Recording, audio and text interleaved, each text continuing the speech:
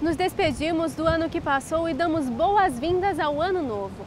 Esse costuma ser um momento de reflexão, de pensar no que podemos mudar para ter um 2018 cheio de alegria, sucesso e, por que não, com muito dinheiro no bolso. Mas a situação financeira do Brasil não é das melhores. Então surge a dúvida: em época de crise, existe uma maneira correta de administrar o dinheiro?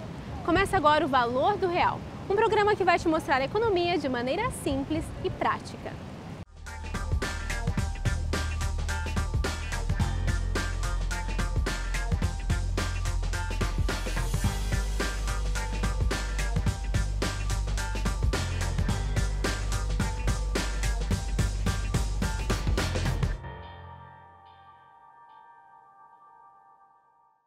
Quem organiza a vida financeira da sua família? Você pode até não entender de macroeconomia, aquela que você vê nos jornais todos os dias, cheia de termos técnicos e que parecem bem complicados, mas é ela que está no controle. Mas não vamos te deixar sozinho buscando entender a tal economia. Para explicar melhor essa relação de poder, convidamos 5 famílias que representam a sociedade brasileira. Isso porque cada uma delas faz parte de uma das 5 classes sociais classificadas pelo Instituto Brasileiro de Geografia e Estatística, o IBGE. O planejamento e os desafios enfrentados por eles para manter o orçamento da casa podem ser os seus também. Dizem que para entender o presente precisamos olhar para o passado. O cenário econômico do Brasil já foi de tempos mais difíceis que o atual. Quem se lembra do início da década de 90 sabe do que eu estou falando. A hiperinflação assustava muita gente. O ápice aconteceu em 1993, quando a inflação alcançou 2.700%. Por que isso acontecia? Porque o governo congelava os preços dos salários e continuava emitindo papel moeda para financiar o déficit público. Até que em 1990 nós tivemos o famoso overnight, onde o governo rolava a dívida quase que diariamente, né? Não é assim. Não tinha títulos de 50 anos, ou 30 anos, ou 20 anos, era de um dia para o outro. Então, realmente, nós tivemos uma fase bastante difícil. E para ter ideia, assim, a hiperinflação ela começou lá no final de 79 e foi até 1994, quando a gente teve o Plano Real. Parece até brincadeira, mas a inflação acumulada nesse período foi de mais de 13 trilhões por cento. Não dá para imaginar. Assim, se hoje a gente tem uma inflação que preocupa, né? O ano passado estava em 6,5%, no ano retrasado chegou a 10%, isso já nos preocupa. Naquela época a inflação era 20%, 30%, 40% ao mês, chegando a um pico de 80% ao mês. As pessoas compravam, faziam estoque em casa de produtos não perecíveis, de 10, que daria para 10, 11, 12 meses, porque realmente era uma forma de você proteger a moeda tendo os bens em casa, porque desvalorizava todo dia, né, a moeda. Quem tem ou quem ainda faz coleção de moedas, talvez tenha uma moeda daquela época cheia de zeros, porque realmente a ilusão monetária, a quantidade de moeda necessária para comprar um bem era tão grande, você perdia a referência da quantidade de moeda necessária para adquirir um bem. Para acabar a liquidação dos preços com descontos de até 50%. Dormitório Paloma, 79 mil. Colchão Premier Solteiro, 11.500. E cozinha modulada Rio, 59 mil. Tudo em 3 pagamentos, sem juros. A Tapeçaria Chique apresenta o Festival do Chorinho. Tudo pelo menor preço e ainda com chorinho. Veja só, tapete de puro nylon, tamanho 2 por 2,5, preço chique, 140. Agora com chorinho, só 109 mil cruzeiros. Cortina sob encomenda de todos os tipos, tamanhos e modelos. Agora com 30% de desconto. Cuidar do jardim faz parte da rotina do seu Edilson, que já é aposentado e tem muitas histórias para contar. Junto com a sua esposa, Dona Elda, exibe fotos dos filhos e dos netos contando dos desafios que enfrentaram para sustentar a família na década de 90, em meio a tantas crises econômicas. Durante a hiperinflação, algumas estratégias foram necessárias para driblar os preços instáveis. Bom, as maquininhas trabalhavam freneticamente. Então, nessa época, a gente estocava os alimentos, não deixava para comprar quando já ocorria a necessidade deles, porque a cada dia o preço era diferente. Foi tempo de ter um freezer vertical e aproveitá-lo na totalidade para fazer valer o dinheiro que se tinha na mão, né? Leandro e Nalva ainda nem se conheciam quando a inflação do país atingiu índices alarmantes. Na década de 90, nos anos 90, propriamente dito, eu tinha aproximadamente 11 anos, né, 11, 12 anos, eu estava entrando na adolescência e eu lembro assim que a vida era muito difícil, né? Eu lembro dos meus pais correndo, né, para trabalhar, para ganhar dinheiro, e eu lembro que assim que eles recebiam salário, eles corriam para o mercado para comprar o que pudesse, né, o que desse para comprar com o dinheiro, porque depois de alguns dias o dinheiro já não valia mais nada. As coisas iam aumentando e você ali com o dinheiro você ia perdendo o poder de compra, né? Então essa lembrança ficou muito forte, né? Eu já trabalhei muito cedo e eu já trabalhava no mercadinho na época e eu lembro assim que praticamente todos os dias a gente tinha que ficar com a maquininha para mudar o preço. E sempre o preço subia, a gente ficava até sem saber, né? Porque era fila de pessoas para comprar, sempre o pessoal queria comprar, sei lá, o leite estava um pouquinho mais barato hoje, não sabia como que ia ficar amanhã. Então tinha essa oscilação assim. Todos os preços mudavam constantemente, até mesmo o valor dos transportes era desconhecido.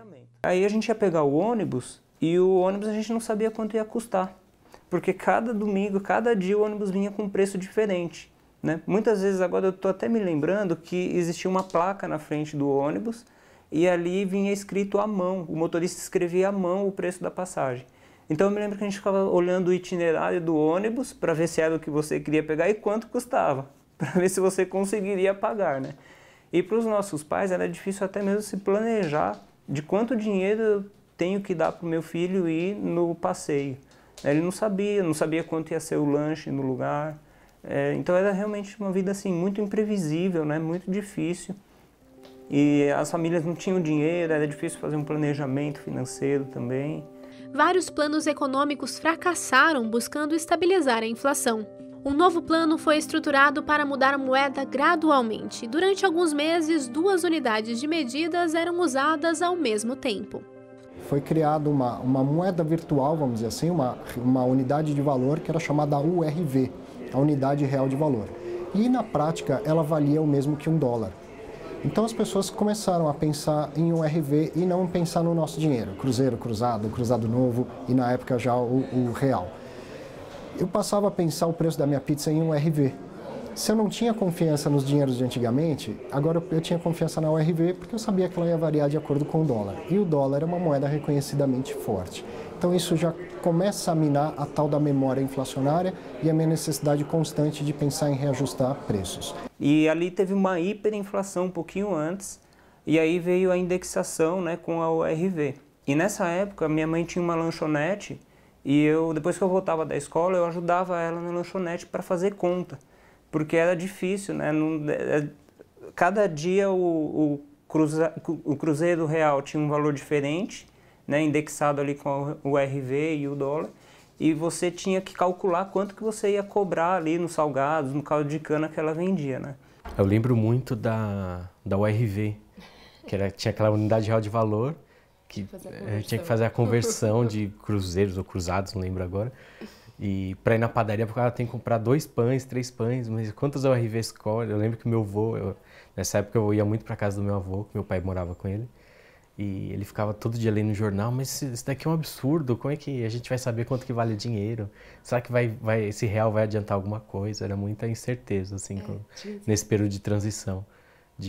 Acho que a bagunça com os preços foi muito grande. Eu era pequeno, tinha uns 13 anos mais ou menos, mas eu lembro que era muito bagunçado essa coisa de saber o quanto que a unidade real de valor tinha que ser convertida para real, e pagava com dinheiro antigo, era meio confuso.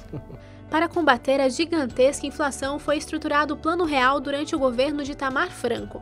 Elaborado pelo até então ministro da Fazenda, Fernando Henrique Cardoso, em parceria com um grupo de economistas, o plano substituiu o Cruzeiro Real e, além de colocar uma nova moeda em circulação, estabilizou a inflação do país.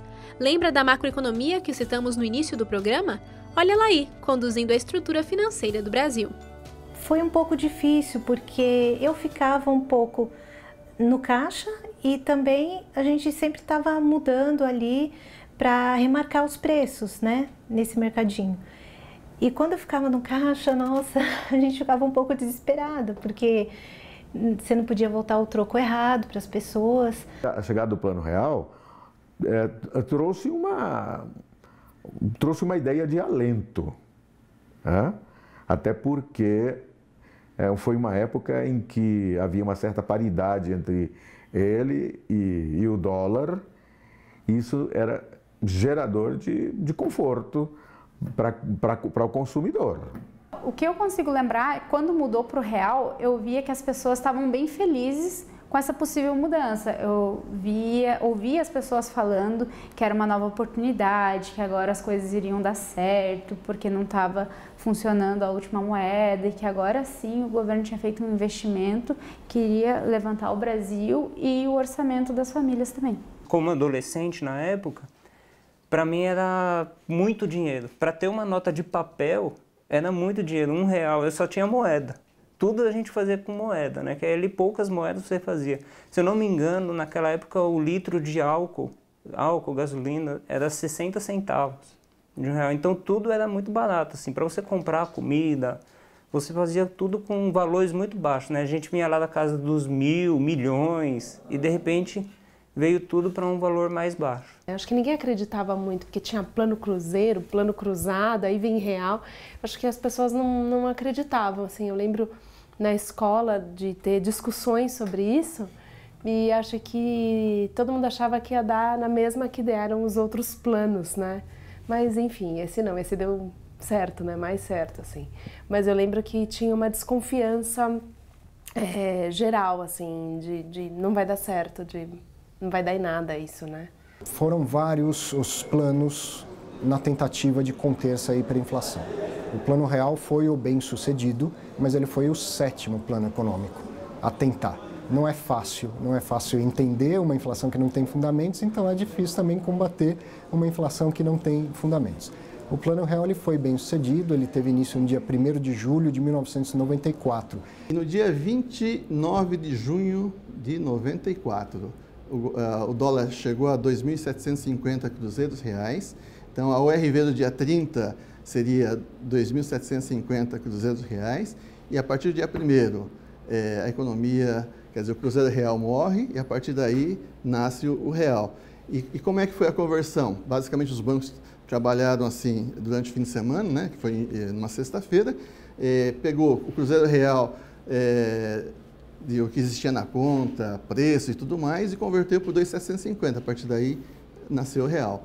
É claro que a inflação depois caiu drasticamente, chegou a 1,5% ao ano nos meses seguintes, e eu diria que foi realmente um plano assim, bastante inteligente. Então, para efeito de comparação, aquela inflação que eu falei de mais de 13 trilhões por cento até o Plano Real, de 94 até hoje, essa mesma inflação é de cerca de 460%. A gente está falando de 23 anos. É um número alto, mas é um número espalhado em 23 anos, né? Inflação de 6, 7, 10% nos piores cenários. É uma vida totalmente diferente. Com a moeda mais estável e a inflação controlada, o brasileiro passou a consumir mais e os gastos do governo também aumentaram. É importante lembrar que, com o crescimento dos gastos, cresce a demanda e os preços tendem a subir. Isso é inflação.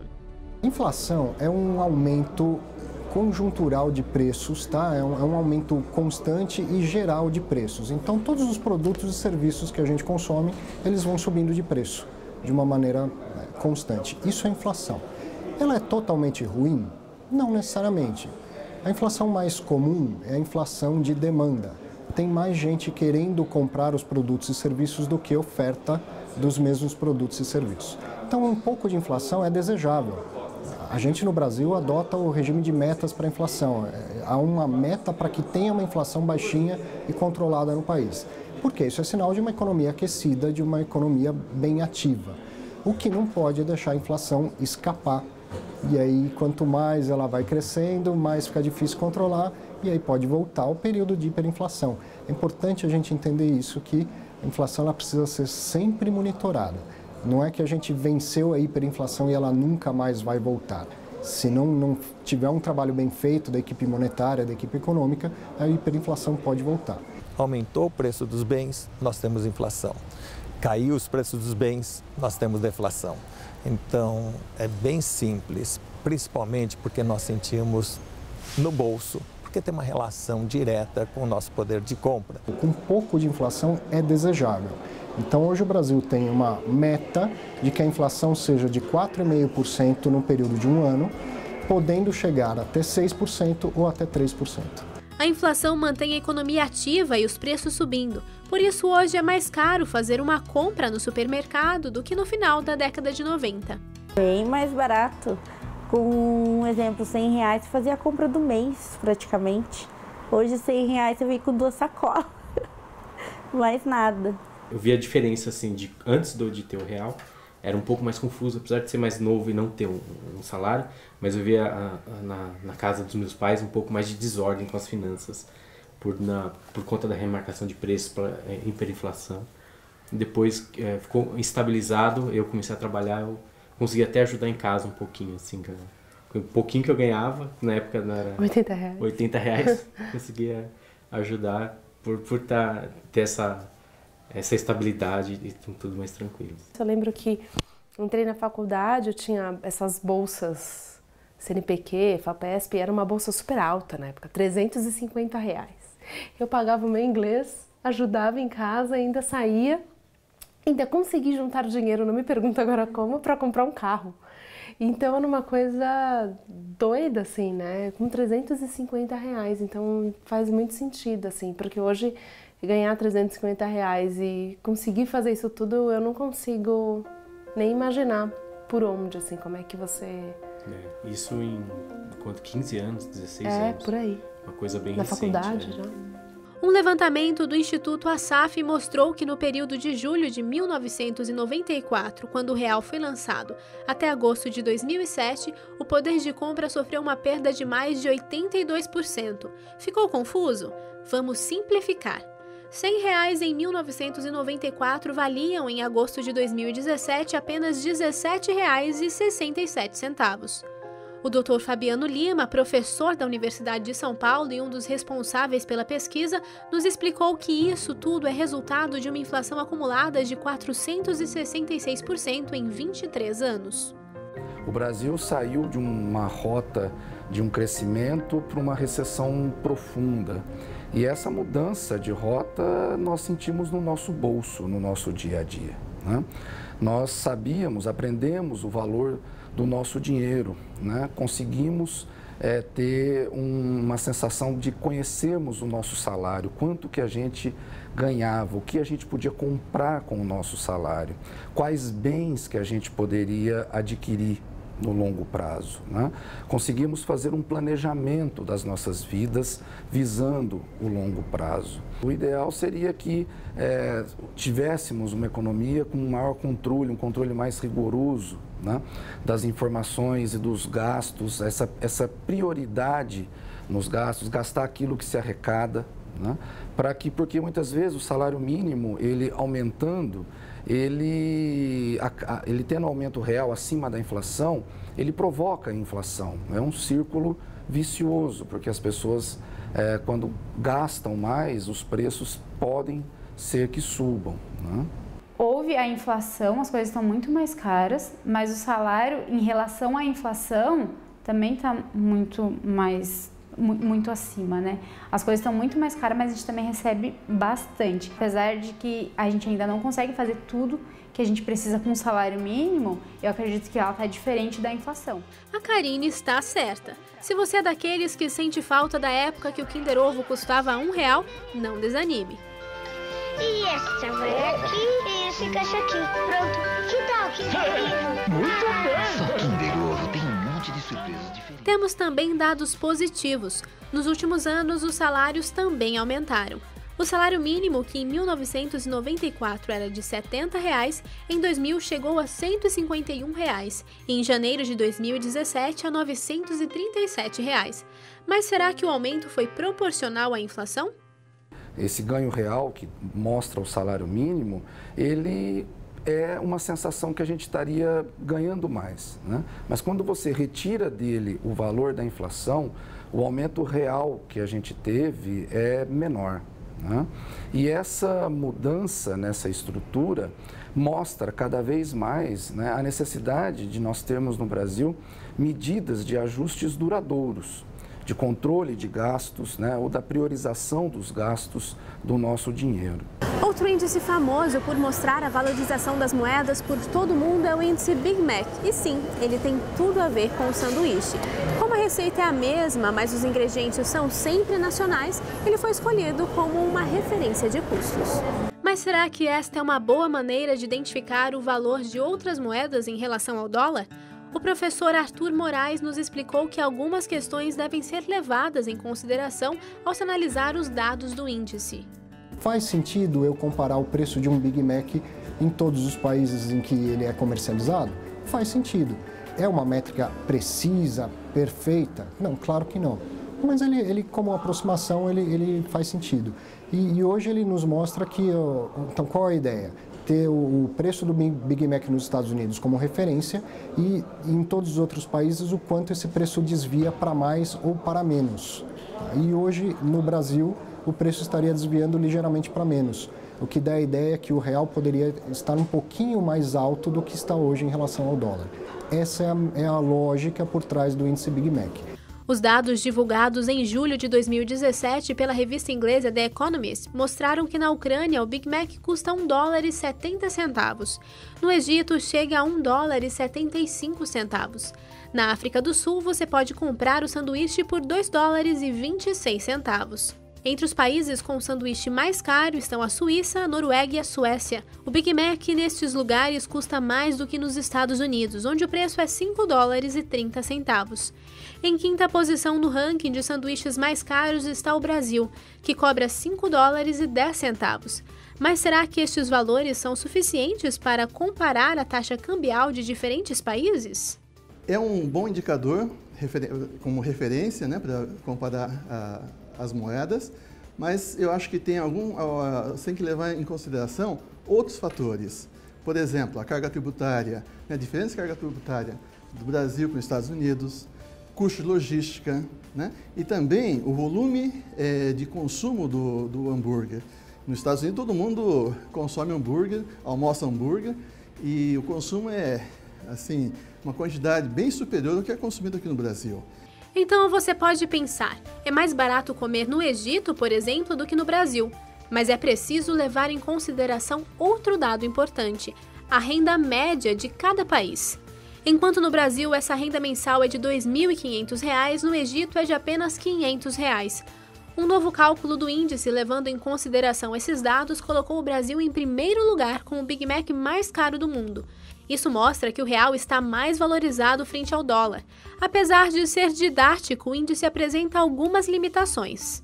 Ele é uma referência extremamente limitado porque trata apenas de poucos elementos.